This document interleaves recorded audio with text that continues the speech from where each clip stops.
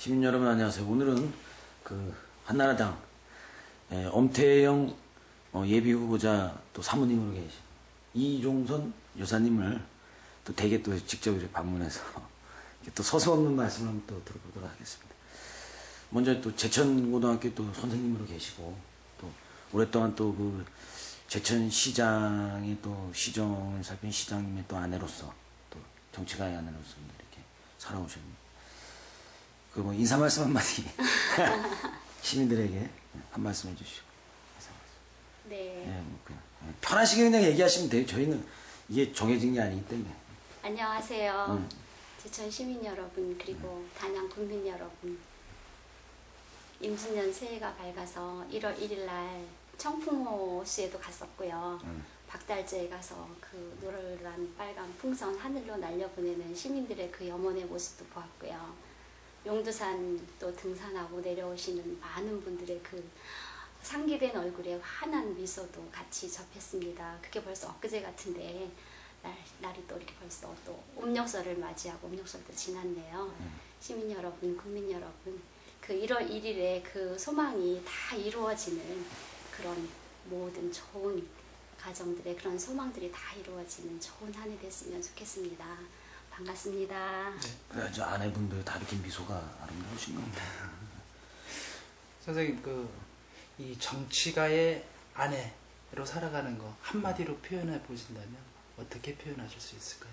정치가의 아내. 겉은 웃어야 되고요. 속으로는 많이 울어요. 아, 그래서요? 많이 울었어요. 그런데 정치가의 꿈을 그래도 펼친 후에는 울은 것보다는 감사함이 훨씬 더 많았던 것 같아요. 네. 처음에 그 시의원에 나가실 때 네. 그때 어땠습니까? 그때 33살에 네. 반대하신 그때 시의원이 뭔지도 몰랐고요. 그때 풀뿌리 민주주의 처음 시작할 때였잖아요. 학교에서 뭐 나중에 통일이 되면 뭐 지방자치가 있는데 우리가 그렇게 사회시간에 배웠었잖아요.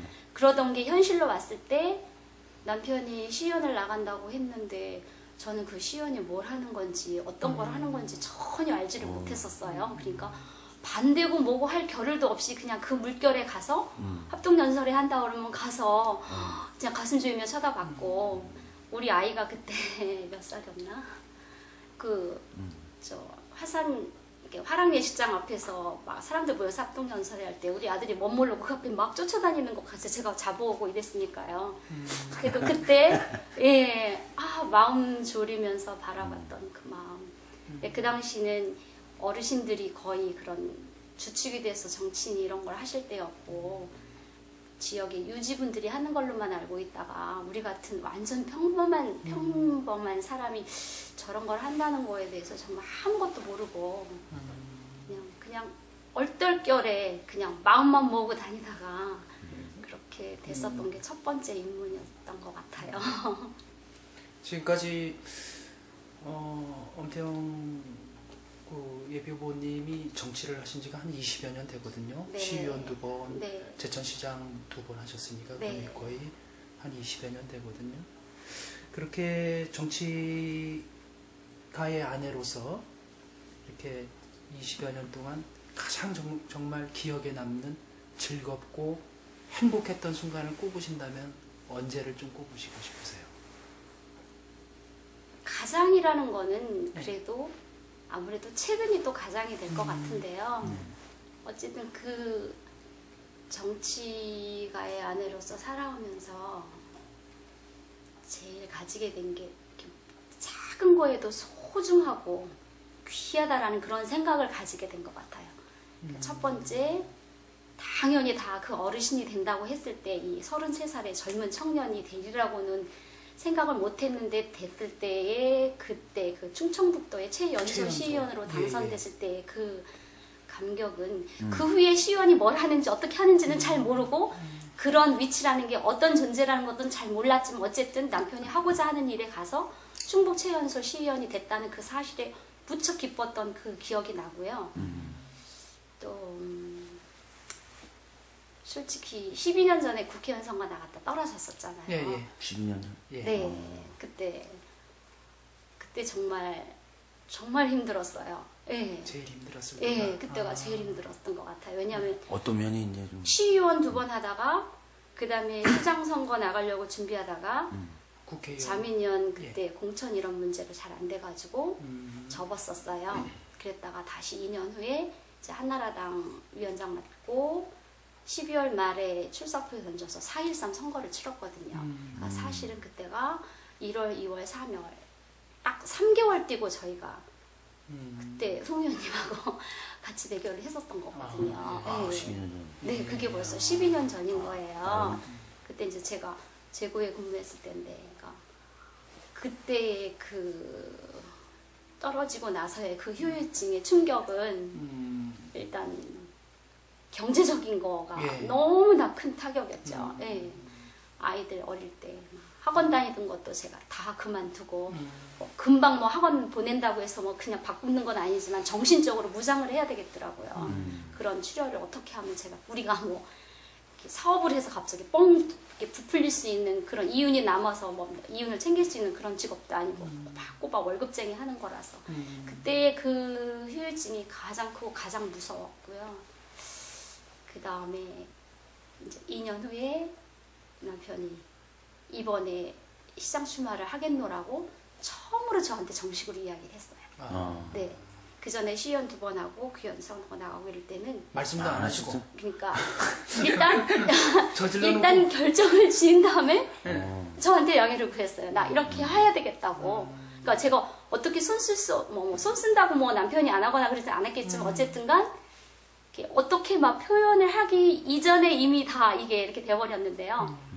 그 시장 선거 할 때는 저는 이렇게 혼자 이 청전 들판 걷는 걸 되게 좋아해요. 그래서 사색도 하시면서. 저는 그걸 엄청 좋아하거든요. 근데 제가 마누라 누가 업어가면 어떡하냐고 남편이 좀 같이 가자고 그러면 또 여건만 되면 무조건 또 같이 걸어줘요. 근데 그날은 먼저 걷자 그러더라고요. 지금도 그대로 생각이 나요. 제가 저 들판을 왜 좋아하냐면 그 흙길을 걸으면서 저 서쪽으로 넘어가는 그 햇살이 그대로 온몸으로 다 받을 때 그 흙에 햇빛 비치는 그 모습이 너무 평화로운 거예요. 그러니까 그 평화로움은 어떤 사람들한테 얻는 평화보다도 훨씬 더 저한테 위안이 되고 너무 평화로워서 참 잘 걷는데 그날 먼저 걷자고 그래서 같이 걷는데 저쪽 현대병원 뒤쪽으로부터 시작해서 이제 걷기 시작하는데 그 얘기를 딱 하는데 저도 깜짝 놀랐어요. 좋아요 여보 이번에는 근데 죽어도 돼야 돼요. 제가 그랬어요. 단서를 아예 딱 다루셨구만. 죽어도 돼야 돼요. 제가 저도 모르게 어쩌면은 되게 조심스럽게 꺼냈을 거예요. 제가 그랬거든요. 당신 손으로 아무 도움 안 받고 당신 혼자 돈 벌어서 꽝꽝 하면서 선거 치를 수 있을 때까지는 앞으로 시옷자도 꺼내지 말자고 제가 국회의원 선거 떨어졌을 때 그렇게 제가 딱 얘기를 했었거든요. 그래서 아마 되게 조심스럽게 꺼내는 것 같았는데 제 입에서 그렇게 나오고 저도 죽을 힘을 다해서 돕겠다고 제가 그렇게 얘기를 하고 있더라고요. 그래서 무척 힘을 받은 것 같아요. 말은 안 했지만 근데 저 자신도 깜짝 놀랐어요. 그래서 아주 참으로 에너지가 상당히 전달을. 네, 참으로 열심히 뛰었고요. 근데 참 신기한 게 그 국회의원 선거 때는 저희가 너무 늦게 출사표를 던져서 많은 사람들이 곤란해 하시더라고요.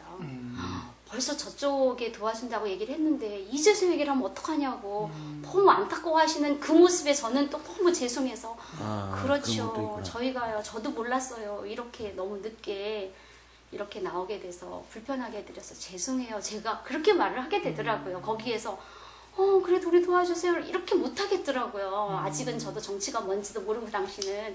그랬는데 2년 후에 저희가 이제 시장 선거 나온다고 하니까 그때 그랬던 분들이 먼저 옆에 오셔서 손잡아 주시면서 이번에는 꼭 돼야지요. 이번에 꼭 돼야지 하시는데 그게 엄청 힘이 되는 거예요. 그래서 굉장히 고무적이 돼서 하여튼 열심히 뛰었는데 그때 당선이 되고 그 다음날 아침에 저 명동 사거리에 가서 인사를 하는데요. 정말 신기한 체험을 했어요. 진짜 거짓말 안 보태고 바람도 고맙고요.